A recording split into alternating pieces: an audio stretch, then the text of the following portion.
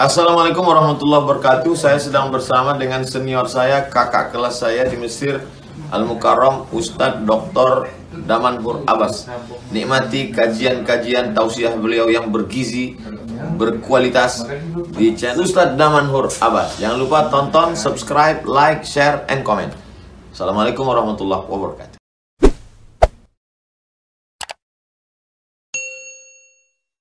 Alhamdulillah wassalatu wassalamu ala Rasulillah. Rabbi shrah li sadri wa yassir li amri wahlul 'uqdatam min lisani yafqahu qawli, amma ba'd.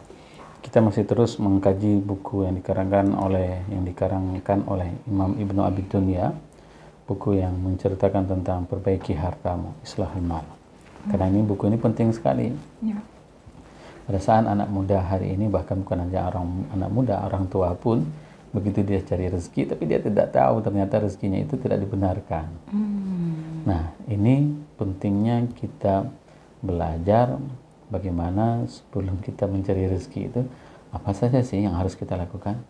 Nah, di hadis yang ke-8 itu hadis dari Ibnu Umar, bahwasanya ada seseorang yang bertanya kepada Ibnu Umar. Dia komplain lah. Ini ada orang ini sama sekali nggak pernah ada kasih sedekah, ini nggak pernah ngasih apapun, padahal dia mempunyai pekerjaan. Maka pada saat itu hadisnya wa Ibnu Umar sakat. Pada saat itu Ibnu Umar terdiam. Faqala Ibnu Umar, ma taqulu ya Aba Abdurrahman, apa yang kau katakan wahai ayahnya si Abdurrahman? Qala, maka beliau mengatakan bahwasanya idza tabatul kasab zakatul nafaqah. Apabila engkau mempunyai pekerjaan yang baik, ya, maka keluarkan zakatmu. Wasaturuddu fatara, maka engkau akan mendapatkan hasil yang jauh lebih baik dan engkau akan melihatnya. Nah, ini sebuah motivasi bagi semuanya. Pada saat kita bekerja, pada saat kita mempunyai sebuah usaha, maka harus kita lakukan, yaitu mengeluarkan dari usaha kita itu untuk mensucikannya. Kenapa? Karena di usaha kita itu ada hak-hak orang lain. Contoh misalnya saya jualan kali. Pada saat saya jualan, ternyata orang kan banyak yang datang ke saya. Menandakan apa? Berkurangnya lakunya tempat orang lain. Nah, begitu berkurangnya laku tempat orang lain, maka saya harus mengeluarkan penghasilan saya. Agar apa? Agar terdistribusi secara normal. Itu sebenarnya konsep di dalam Islam. Kenapa ada sedekah? Kenapa ada zakat? Kenapa ada wakaf? Itu untuk mendistribusikan secara normal. Hari ini distribusi itu tidak normal. Dan itu dapat dilihat dari ketimpangan perolehan pendapatan di Indonesia. Minggu yang lalu saya melihat outlook bagaimana perkembangan perekonomian di Indonesia. Kami mengikuti webinar dengan pengurus ekonomi. Nah, pada saat itu saya melihat ternyata 50 juta orang itu menguasai aset setara dengan 100 juta orang. Ya, 50 orang itu menguasai, mempunyai pendapatan itu setara dengan 100 juta orang. Luar biasa. Luar biasa ketimpangannya. Ya. Nah, tapi kalau seseorang mempunyai pekerjaan dan dia belajar hadis ini, maka dia akan mengikuti apa yang disampaikan oleh Ibnu Umar, oleh Abdullah bin Umar. Nah, ini sebenarnya yang memang harus menjadi sebuah inspirasi bagi siapapun yang mempunyai pekerjaan, mempunyai pendapatan. Al-kasab di sini adalah hasil usaha dengan jerih payahnya. Maka pada saat dia mempunyai pendapatan tersebut, maka dia akan berzakat dan akan memberikan nafkah, maka mengeluarkan infak, maka dia akan dikembalikan, kata Ibnu Umar. Dan kau akan melihatnya, istilahnya returnnya itu akan bisa dilihat dengan real. Nah, sehingga di dalam beberapa kajian kita ekonomi, kita sering mengatakan bahwasanya zakat, infak, wakaf itu adalah multiplier effect. Bagaimana multiplier efeknya? Contoh misalnya pada saat saya mempunyai pendapatan, punya usaha, saya mengeluarkan zakat, maka zakat saya ini saya berikan kepada fakir miskin. Katakanlah misalnya saya punya uang zakat, saya kasih 10 juta untuk fakir miskin, dia dapat berusaha. Nah, begitu dia menggunakan uang tersebut untuk berusaha, Dari uang itu dia bisa menafkahi keluarga. Itu dari satu. Bayangkan kalau seandainya seluruh perusahaan yang beroperasional di Kota Luxembourg, mereka semua mengeluarkan zakatnya. Maka berapa banyak ya orang yang bisa kita sentuh. Bantuannya ya, bukan sentuh orangnya. Ya. Lagi-lagi bisa mengurangi kemiskinan ya, Ustaz. Betul, ya, betul. Maka sekarang perusahaan yang beroperasional di Aceh ini banyak, di Luxembourg ini banyak. Vendor-vendor yang masuk ke perusahaan-perusahaan ini banyak. Lah, mereka kan punya keuntungan. Sangat. Nah, kenapa bisa mereka tidak pernah menyisihkan keuntungan mereka dalam bentuk zakat, infak, ataupun wakaf? Ya. Nah, maka pada saat mereka ingin memperpanjangkan, katakanlah misalnya izin usahanya, ayo tawarkan. Pemerintah Kota Luxembourg tidak akan memperpanjang izinnya kecuali mereka menyertakan bukti setoran zakatnya. Oke. Itu berkeren. Semoga ini didengar sama Pak Wali Kota yang terpilih. Pak Sayuti ya. Itu dia. Kalau enggak ya sama aja pengelolaannya itu. Jadi kita memang di pertemuan yang lalu kita sudah bahas bahwasanya harta haram itu nggak diakui zakatnya. Harta haram. Ya, itu sudah kita bahas. Jadi jangan mentang-mentang punya prinsip seperti Escobar ataupun Robin Hood. Setelah mencuri, setelah jual narkoba misalnya, itu bisa dibersihkan. Enggak bisa. Enggak bisa dikeluarin zakatnya, enggak dihitung. Enggak dihitung zakatnya. Nah, caranya ya memang harus dibersihkan hartanya. Dibersihkan dengan cara? Dengan cara dia harus keluarkan semuanya dan itu diperuntukkan untuk kemaslahatan umat Islam. Oke. Nah, tapi itu nggak dihitung dalam nggak dihitung dalam sedekah, nggak dihitung dalam amalan. Menjadi pahala tidak ya? Iya. Karena dia prosesnya. Jadi harta itu memang makanya ini perlu kita ngaji tentang harta, cara bekerja supaya ini tidak salah jalannya. Sama seperti juga orang bersedekah tapi tidak sholat ya Ustaz? Ya. Oke, tidak. Jadi di pertemuan sebelumnya kita sudah bahas gini, tidak ada salat bagi orang yang tidak suci, mengambil wudu, ya kan? Ya. Dia sembahyang tapi dia nggak ambil wudu, nggak sah salatnya. Nggak sah. Begitu juga dengan orang yang berzakat dari harta yang tidak baik. Okay. Nah itu dia, dari harta yang tidak baik maka tidak akan pernah diterima sedekahnya dan zakatnya. Gak main-main Ustaz. Gak main-main. Maka ini perlu sekali. Kenapa kita harus mengaji, perbaiki hartamu? Ya. Supaya nanti kita jangan sampai mendengarkan keluh kesah. Ustaz, saya ini udah terlanjur Ustaz. Saya punya harta seperti ini. Ya. Halal enggak? Ya. Nah ini fenomena loh kami. Sampai dengan hari ini dan kemarin saya masih mendapatkan curhatan mak-mak. Mak-mak. Ya, Ustaz tolong nasihati anak saya. Dia nggak mau kuliah lagi. Dia lulus PNS dia nggak mau. Ngapain dia Bu? Dia trading. Saya bilang, dia trading apa main judi? Oke. Nah, kalau trading itu beda. Kalau hari ini kan judi itu dikemas dengan trading semuanya. Ya. Ini yang paling bahaya. Sedikit tidak transparan ya Ustaz? Bukan tidak transparan. Ketidaktahuan ya? Karena tidak adanya ilmu pengetahuan sehingga mereka terlibat di dalam hal seperti itu. Ketidakpahaman ya? Ketidakpahaman. Itu dikemas dalam bentuk seakan-akan ini adalah profit ya. Profit. Ya. Dan saya paling sesak melihat iklan itu. Biar saya yang kaya katanya, ya kan? Ayo mulai biar saya yang kaya, biar saya yang main dengan aplikasi ini katanya. Kok bisa? Kalimatnya. Ya, kok bisa ya seperti ini? Padahal dengan jelas-jelas platform tersebut itu judi. Judi, dan saya bisa menyatakan itu adalah judi. Nah, tapi dia bilang platformnya bisnis. Tapi ada juga yang platform syariah Ustaz?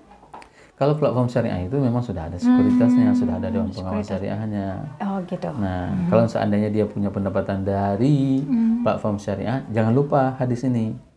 Nah, jangan lupa sedekah. Kembali ya. Nanti pasti dia akan kembali. Kembalinya seperti apa? Seperti yang kita ceritakan tadi.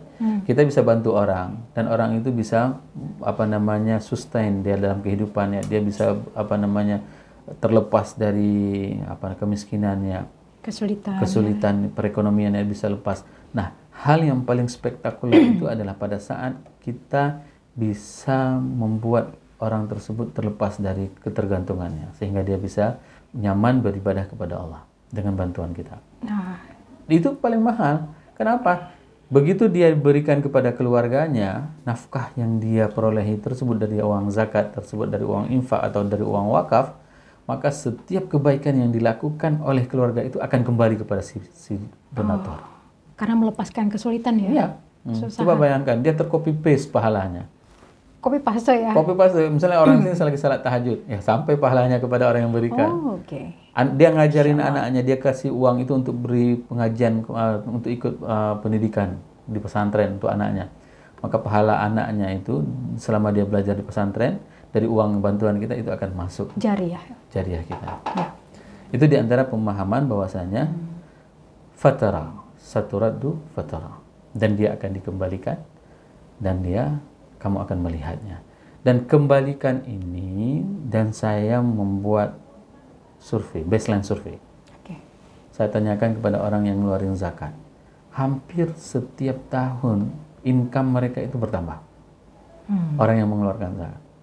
Ya. Bahkan sebelum kita ngobrol-ngobrol, dia bilang sama saya, Ustaz, dulu saya cuma ngeluarin zakat itu setahun cuma 50 juta.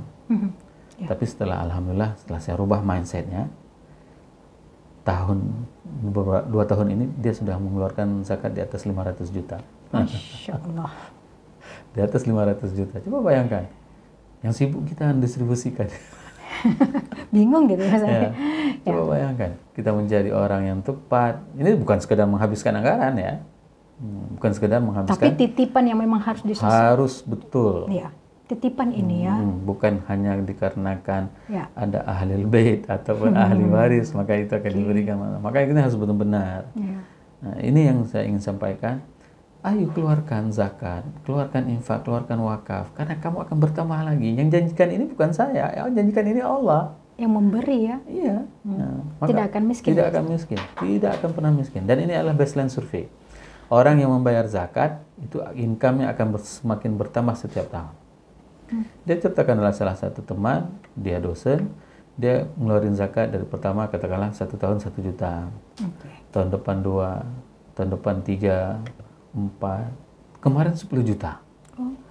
Nah, berarti kan pertanyaannya, kalau 10 juta zakatnya kan berarti pendapatannya kan di atas 10 kali lipat. 200 juta. 200 juta. Dari yang pertama 1 juta ya. Iya. Nah, berarti kan kok bisa? Itulah yang menjanjikan rezeki adalah Allah. Itulah yang Allah menjanjikan rezeki kepada hambanya. Seperti kita berjualan transaksi dengan Allah. Dan inilah yang dinamakan dengan transaksi dengan Allah. Oke. Ya. Jadi pada saat kita bekerja, kita namanya dengan ikhtiar, usaha. Ya. Siapa yang menentukan usaha kita? Allah. Ya. Maka pada saat kita mengeluarkan zakat, itulah transaksi kita dengan Allah. Allah akan melipat gandakan. Kali-kalinya kan kali-kali penduduk langit, bukan kali-kali penduduk bumi. Ya. Kalau kali-kali penduduk bumi itu 1 kali 1, 2. 2. Satu. Kalau 1 kali 1, 1. Ya. Ya kan? 2 kali 2. 2 kali 2, 4. Nah, Ya, begitu. kalau seandainya penduduk langit, 1 kali 1, 700. Oke. Itu dia. 1 kali 1, 700. Ini yang orang tidak mempercayainya. Tapi bagi orang yang sudah mendapatkan nikmatnya, dia akan ketagihan. Nah, dia akan ketagihan. Tapi jangan pula seperti salah seorang ustadz yang nasional itu pancing sedekah, jual mobilmu. Jangan seperti itu, karena kita kan tidak mau semua itu dikeskan di dunia. Ini yang paling dikhawatirkan oleh orang-orang terdahulu pada saat mereka melakukan sebuah kebaikan, kok tiba-tiba ada yang balas ya. Nah, yang mereka khawatirkan apa?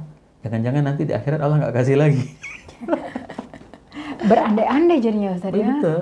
Ya, maka kita nggak kepingin juga seperti itu kehidupannya kan? Iya. Nggak mau kita seandainya, ayo kita sedekah, ayo kita sedekah.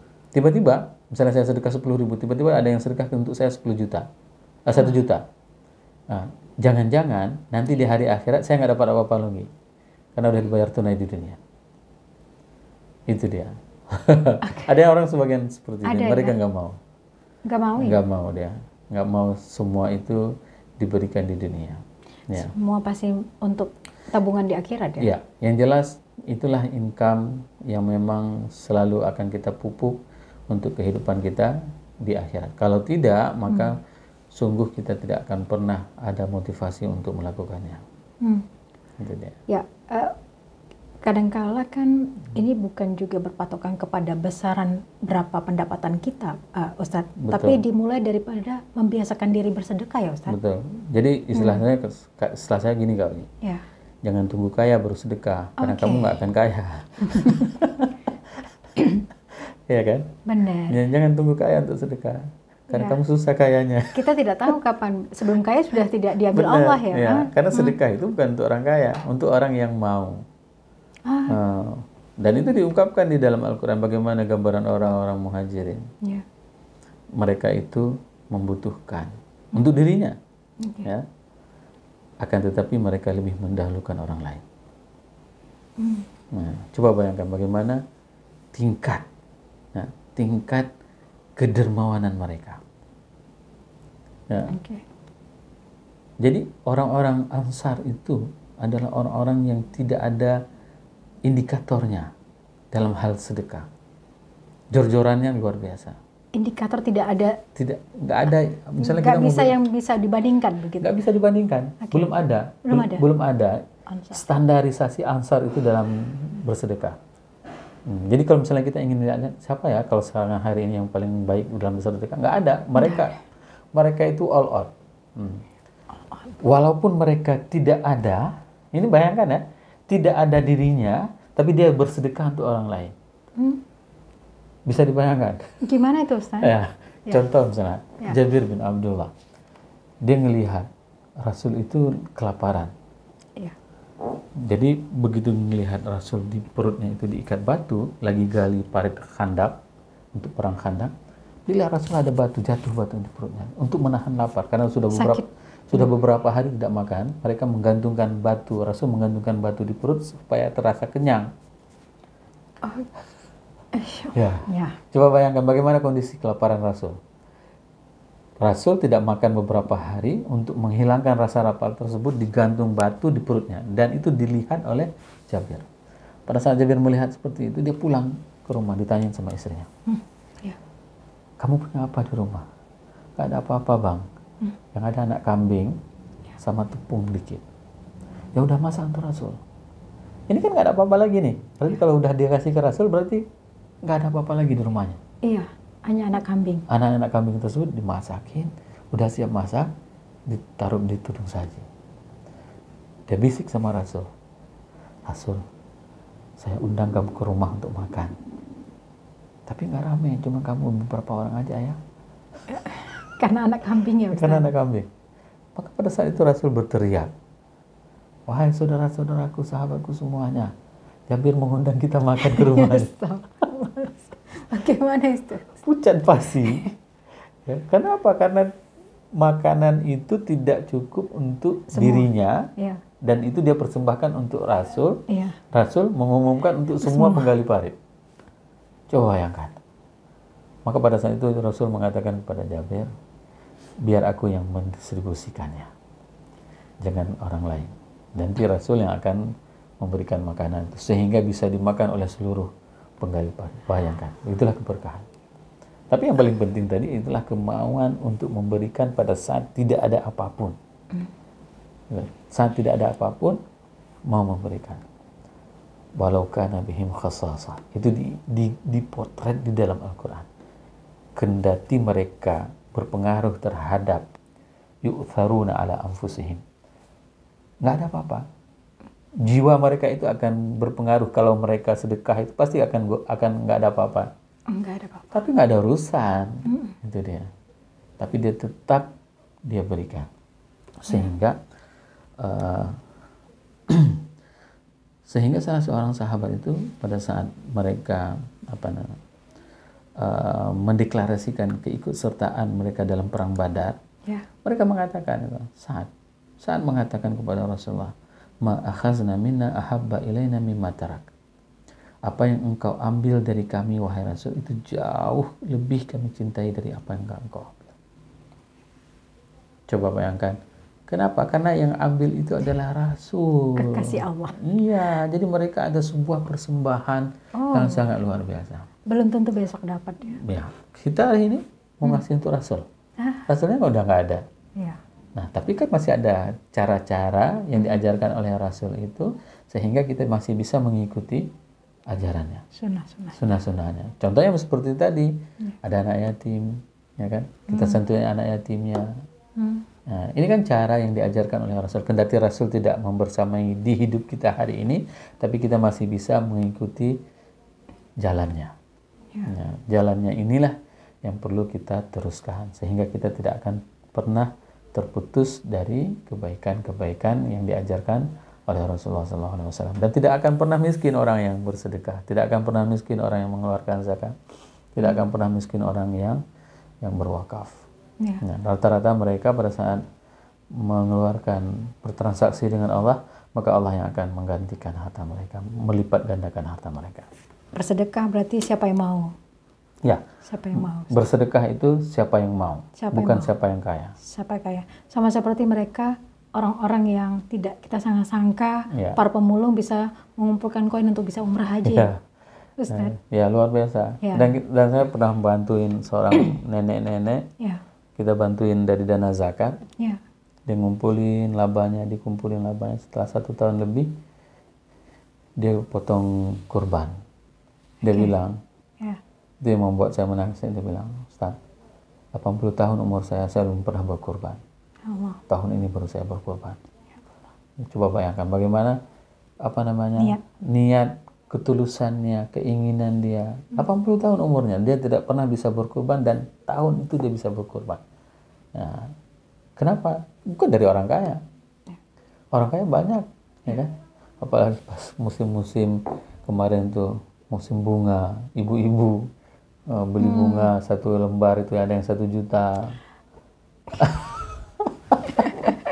Belum lagi Iya pot kan? bunganya ya. Belum lagi pot bunganya. Pupuknya ya. Kok bisa pagi keluarin, malam masukin ke dalam, Seperti anak. ya kan? Iya. Dibuat dia menjadi budaknya, ya kan? Harus dipelihara, disemprot begini begitu. Dia hitung setiap hari ini 1 juta 1 lembar harganya ini, Ustaz. 2 lembar 2 juta. Begitu ditiup dengan virus sama Allah, semuanya mengeri. Benar. Ya. Inilah kondisinya. Oke. Luar biasa ceritanya Ustadz. Hari ini sayang sekali waktunya Ustadz. Ya. Sebenarnya masih banyak ada yang pertanyaan-pertanyaan yang ingin dipertanyakan. Insya Allah nih kita akan bahas nih bukunya nih ratusan halaman. Ratusan halaman ya Ustadz? Oke. Baik. 135 halaman. Makanya insya Allah nanti kita akan bahas satu persatu bagaimana cara kita memperbaiki harta kita supaya kita mendapatkan keberkahan. Ini baru hadis ke-9. Judul bukunya. ke-8. Judul bukunya apa Ustadz? Islahul mal. Kalau kita terjemahkan dengan bahasa yang lebih enaknya, perbaiki hartamu. Nah, perbaiki hartamu. Jadi ini memang konsep memang harus ngaji, benar-benar ngaji sebelum kita cari rezeki. Baca dulu kitab ini. Nah, baca dulu kitab ini. Jangan sampai salah ngajinya. Nah, jangan sampai nanti begitu dapat harta. Ini kan punya gua. Oh, oke. Karena Apa urusan lu? apa urusan lo ya? Karena rezeki itu yang akan kita konsumsi menjadi darah daging kita ya Ustadz? Semuanya. Semuanya ya? Semuanya. Makanya ini perlu sekali ngaji kitab ini. Perbaiki hartamu. Oke. Baik. Terakhir apa yang ingin Ustadz sampaikan? Dengan kita mengeluarkan zakat, infak, sedekah, maka itu akan ditambah dan kita akan melihat janji Allah itu. Yang berjanji itu adalah Allah, bukan Ustaz Damar. Subhanakallahumma bihamdik asyhadu an la ilaha illa anta astaghfiruka wa atubu ilaik. Assalamualaikum warahmatullahi wabarakatuh.